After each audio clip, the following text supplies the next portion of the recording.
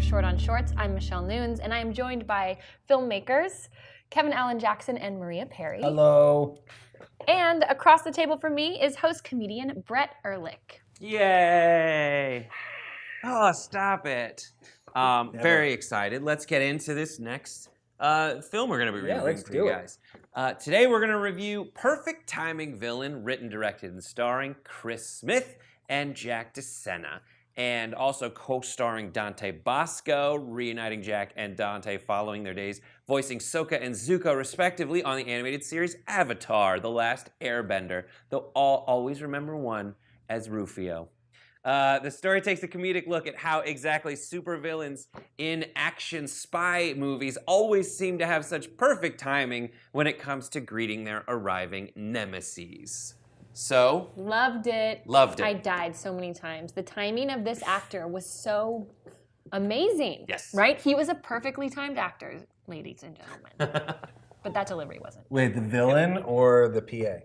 Oh, the villain. No, the villain. The villain. This really gives the villain a time to shine. The PA gets an opportunity to be like the assistant to like a very PA style assistant to the supervillain, which you don't normally see, because normally it's like some person who just like doesn't talk and has like, you know, hooks for hands or something. Right.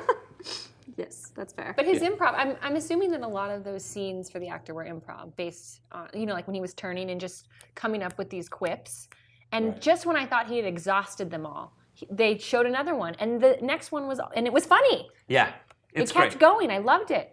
Great opportunity. I love when there are, sometimes people overdo it, but when you give yourselves, in this case, because they wrote it, when you give yourself an opportunity to say like, all right, we'll play with this portion of it. Right. And then we'll hand it to the editor who will do a great job of assembling it. And that could be 20 minutes, 30 minutes, an hour of your day that really turns into the meat of your film. And I thought it was great. I thought it was a really solid, fantastic sketch all the way through. Mm-hmm. Yep. And it's not, and it also does one thing that I think, well, I don't know. It does something that I think is really good, is now I will never look at that scene in a supervillain movie the same. Right. That's very true. I have such a weakness for like backstories of villains. Mm-hmm. Like you'll notice this is a theme. Last season we did Genghis Khan, the Mike Snow music video. Right. I think this started probably with Dr. Horrible's sing-along vlog for me, but anytime they're like, okay, well here's a villain and let's show you how like nerdy and kind of dumb this villain really is, I'm just like, yay. Have you seen those Darth Vader ones where he's like carrying the groceries and oh my God, just doing everyday? I'll send them to you. Yeah, please do. I'm gonna need that like stat. No, so that's why I ended up choosing it. But also it was really funny because I knew of Dante Basco before, and I knew of, you know, the Sokka and Zuko relationship. But so I was expecting to like those two, and really like the villain just stole the show for me, which is exciting. I don't think I've ever gone this long into an episode not said anything. Which means and the weird thing is that I don't dislike this or anything. It was really funny. Yeah. Full stop. That's it. That's it. Just really funny. Yeah, it's hard. It's hard when you see like a funny sketch to say, all right, here are the technical aspects which I laud, you know, and it kind of, without sucking the funny out of it, I think something to maybe point people who are trying to do this in a good direction is this also had like a full action sequence in it. And was shot well. At the beginning and the end, they had an achronological timeline, kind of like that frame of coming back to where it was at the beginning, that I thought drove it forward in a way that you don't see a lot of people who are like, I got a funny idea for a sketch, being able to execute. That's true. No, it was very smart. It was very well put together. It was very good. There are, I don't think, any flaws with this, really. You know, I mean, it's not the greatest thing in the world, but it's great at what it does. It's also not aiming to go to like film festival circuits or anything. It's made for the internet. It goes on the internet. You watch it on the internet. It's good times. Yeah, no, it was a lot of fun. That's such an interesting thing to consider. I never thought of that. I watch these assuming that they're making this for a film festival or something larger, but it's just for the internet. Yeah, you just have to consider the audience and, you know, this was made to be fun, and then you have fun, and that's it, and it's great. Yeah, and for more, subscribe to their channel kind of thing, because they put stuff out like this all the time, different sketches, different. It's true. running We've bits. actually reviewed another one on our show Yeah, I can't a remember while the back, name of but we it. don't remember the name. Sorry. But it Must was not have great. been that good. No, it was great. It was actually, this guy shows up in purgatory and he's talking to whoever the gatekeeper is. Did he ever even have a name? Right? He asked who he was, and the guy was like, "I'm Santa Claus." Yeah. It's like, you have 90 seconds to ask me any questions you want. And then at the end, and basically it was all set up. I won't say what, in case someone finds the movie. Is that it we called The are- White Room? Yes, it is. As a It's matter called of The White fact. Room. That makes sense. So I will not give away the ending of The White Room. That's very nice of you.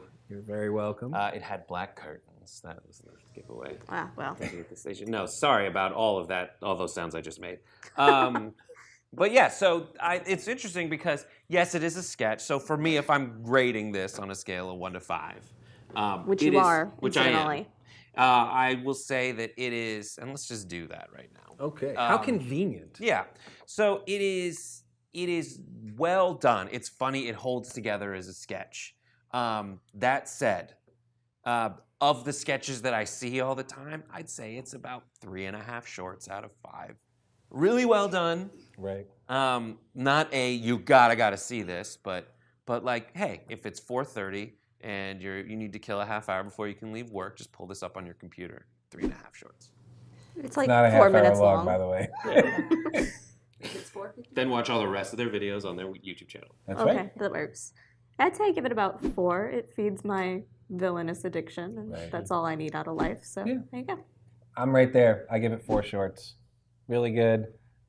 Great at what it does, but there's nothing, it's not, Yeah. but it's good. It's really good. It's a fun 4 minutes. You will not feel cheated.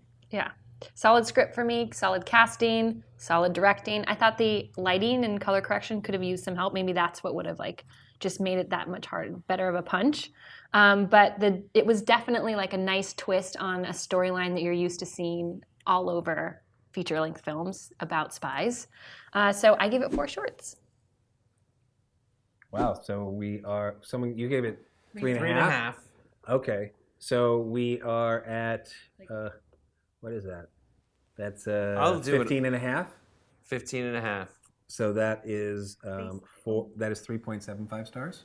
Close enough. Yeah, 3.75 stars. 3 3/4 stars. So what did Shorts. you're right.